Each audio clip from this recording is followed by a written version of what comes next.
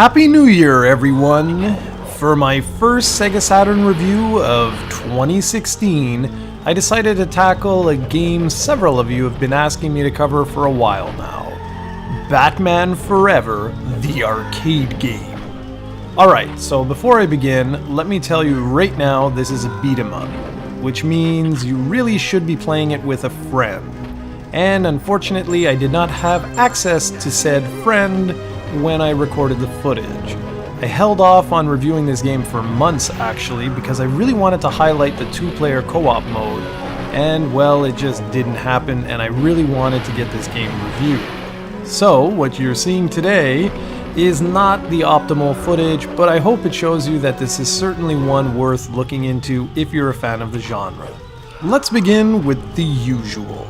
Batman Forever, the arcade game, was released in the arcades, which should come as no surprise whatsoever, back in, I believe it was late 1995 or sometime in 1996.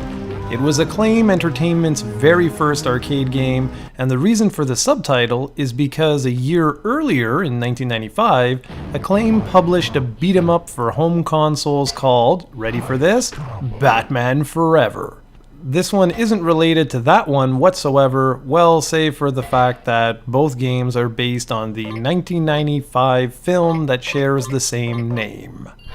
Batman Forever, the arcade game, was released on the original PlayStation, PC, arcades, and yes, the SEGA Saturn, which is what you're seeing here. The arcade game was developed by Iguana Entertainment and used the STV hardware, or Sega Titan Video Game Arcade System. This means the Saturn version is clearly the one to try and pick up. Although be warned, the game is expensive regardless of which platform you decide to purchase the game on. The Saturn version in particular is quite rare these days, showing up on sites like eBay only once in a while, so you'll have to really be on the hunt for it. This beat-em-up is extremely simple, featuring only 3 buttons, one for jump, one for kick, and one multi-purpose button that acts as a punch button and a gadget activation button whenever a special gadget has been located, such as a batarang, taser, grappling hook, smart bomb, stun grenades, etc. The game features 9 stages of rip-roaring action. Eventually you face off against Two-Face and the Riddler. What makes this game so unique is that not only do you have access to some pretty cool gadgets and a simple power-up system which allows you to fill a power meter, and once full you are granted supreme power, where you turn into Demon Batman and basically your attacks are slightly stronger.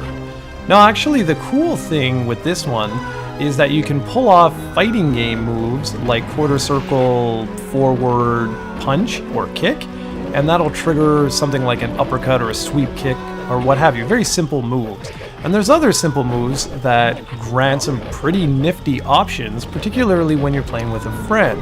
You can score insane combos on enemies once you learn the system. I do have a few gripes with the game though, namely that when you're playing by yourself, it's exceedingly easy to die. Enemies will often gang up on either side of Batman and perform combos which cut your health in half. It's almost impossible to get out of these situations once you find yourself in them. With a friend, this isn't really that big of a deal as they can come to your rescue. The other problem I have is with the power-up icons and goodies disappearing way too quickly. I know there's insignias that appear on the ground just before power-ups pop, so that you sort of see where they're going to show up, but I find it way too hard to look around on the screen trying to locate these things while I'm focusing on surviving and dodging enemies and environmental hazards, etc. After you complete each stage, you're rewarded with a variety of special icons, such as the highest hit combo, the player who scored the most points, etc. Each of these icons can actually be selected for use in the next stage, and they grant you just a very temporary power-up.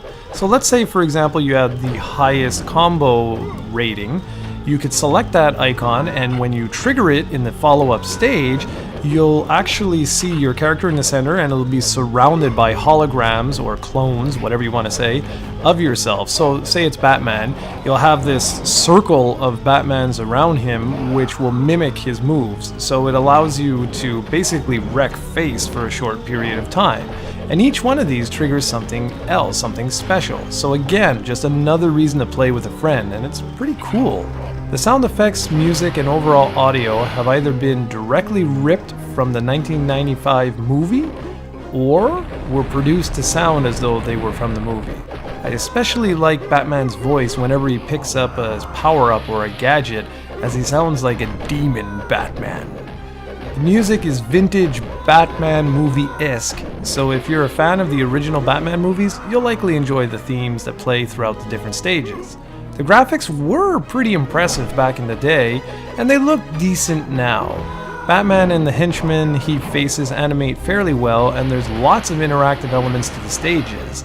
And it seems like a non-stop barrage of enemies are always on screen at any particular point in time with no slowdown in sight.